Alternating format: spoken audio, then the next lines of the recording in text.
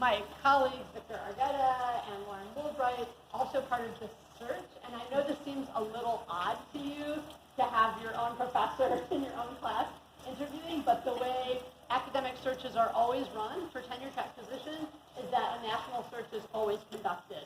And so even when somebody is an internal candidate, they are still being treated as though they're coming from another place, okay? So we really appreciate you letting us use some of your class time for this teaching demo. And so as you know, Professor Jillian Dixon has most recently been at Alma College for 5 years in the position of visiting assistant professor of drawing and painting.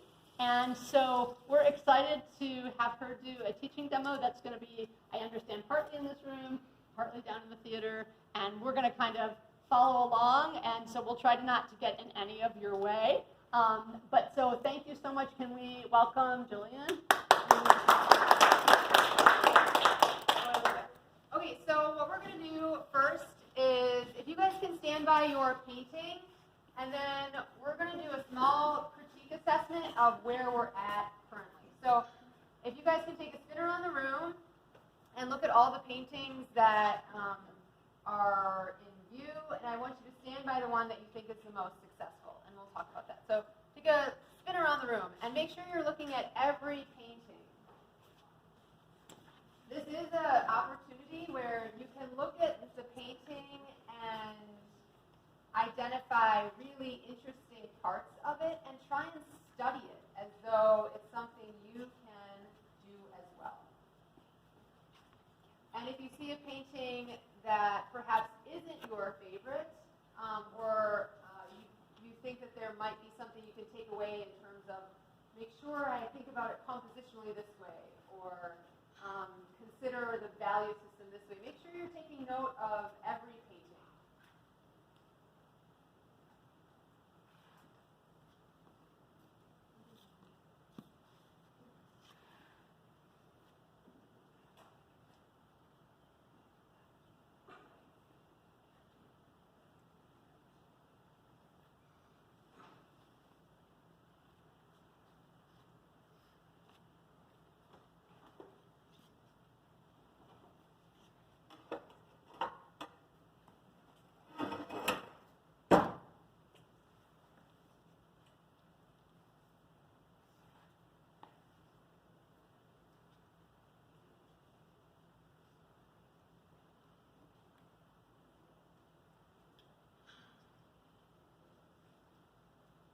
Once you have considered all the paintings in the room, wander by what you consider to be the most successful.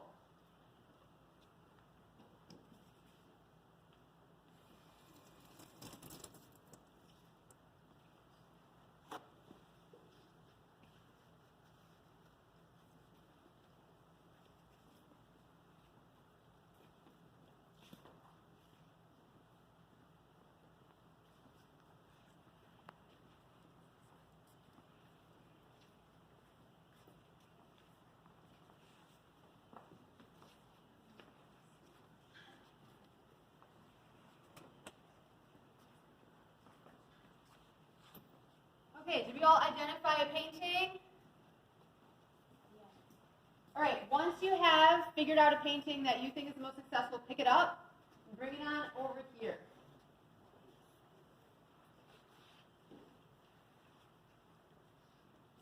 I'm convinced I'm going to get paint on me, you guys. I only have like, oh, you can just lay it on top. It's like I have one really good shirt. Okay. I know, everything has paint on it.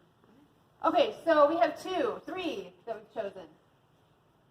Okay, so for those that have stood by this one, can you raise your hands? Now, why did you stand by this one? And try and be specific about what your understanding is successful. Yeah. Okay. I think it has really good value, like all of the, I don't know, it just has a lot of different value, like all the shadows are very differentiated from everything else, and it's just, it looks like a whole piece, kind of.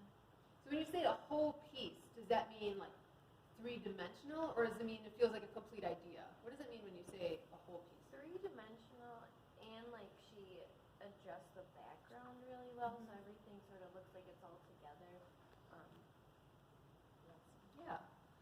What else? Yeah. I think the line is very clear and clean, and I think the bigger bottle just like a mirror. The shadow is very nice. Yeah, there's a really beautiful sense of gesture, so there's a clean line being used, but there's also detail and specificity. So when you're dealing with varying levels of detail, always note that your eye will fill in information that perhaps isn't literally there. And so sometimes a gesture can go further than you'd expect it to go. What else? Anyone else want to add? Yeah. I love that they're all, like, you can tell, like, it's, like, sitting, like, they're there, like, present in a space, like, because of shadows and also because, like, reflections of each other. Like, you can see the apple reflecting in both of the little pots, which is really cool. I feel like sometimes you can miss that, especially if it's, like, warped or, like, weird looking. Yeah. Do you feel a weight, like a sense of weight, like it's sitting down and they're not floating? I would agree. Does anyone else want to add anything else? So something that I would consider doing for this painting is if you look at the three objects, there's a formula being used. So the value, the amount of value on this object to this object to this object are generally the same formula. Now this is metal and this is metal, so perhaps that makes sense, but the apple also doesn't necessarily look like the skin of the apple. It actually has the same exact surface as the metal. So I would encourage this person to consider the skin of the surface of the object to help identify what value systems or what application would be more appropriate on the apple. So not everything has the same skin surface. But I agree, this one stood up to me as well. Okay, let's move on to this one. Who stood by this one? Raise your hand. Yeah, what do you think?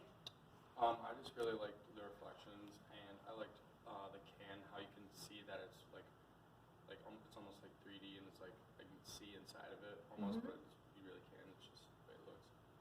Why do you think you can see inside of it? Or why do you think it's, like, if you could try and identify what it is that has actually created that effect? Probably like the shading of the can, like you can like see the shadow of like the inside, and like how it's like brighter on the edges, so you can like look over the lip almost, just because it's lighter on top of the can. So this is a perfect example of a ratio that's changed, right? So it's not addressed the same way throughout the whole object, that you're actually looking.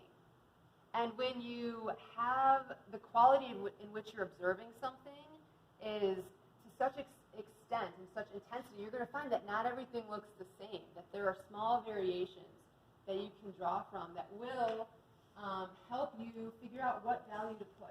So this is a great example of intentional observation, is when you cannot find a formula or a symbol and you'd be like, oh, that's what white looks like. This is what metal looks like. But really look at it. So yes, I agree. What else? Is there anyone else that stood by here? No? Or be being quiet? That's okay. And what about this one?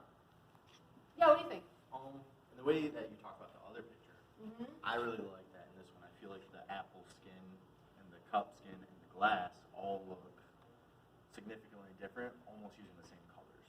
You know, the same values from really dark to really light. They all kind of have it, but they look different. Yeah. Maybe there's different strokes or different style, but I really like that you can see that. I agree. I think that's a really good assessment. I also would emphasize the variation of stroke. So when a paint brush is moving this way, moving vertical versus horizontal, what you're doing is you're not only talking about the shape and the form, but you're also talking about the skin surface.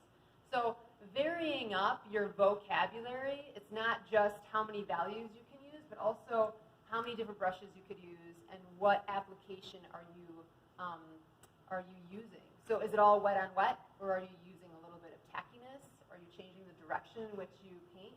All of these things I want to encourage you to try. You don't actually have to get it right on your first go, and most likely you're not. But if you can just try, whether it's varying the thickness of your paint, getting a different paintbrush so you're not holding one the whole time, I think it'll help expand your vocabulary with painting. Does anyone have any questions? So this project we're going to talk about again on Tuesday. But on Tuesday morning, we're going to move on to our next project. So please use the weekend and your passes if you can to finish up any final detailing. At this point, we're going to move downstairs in Clack Theater where I can introduce what your next project is going to be. Cool? Okay.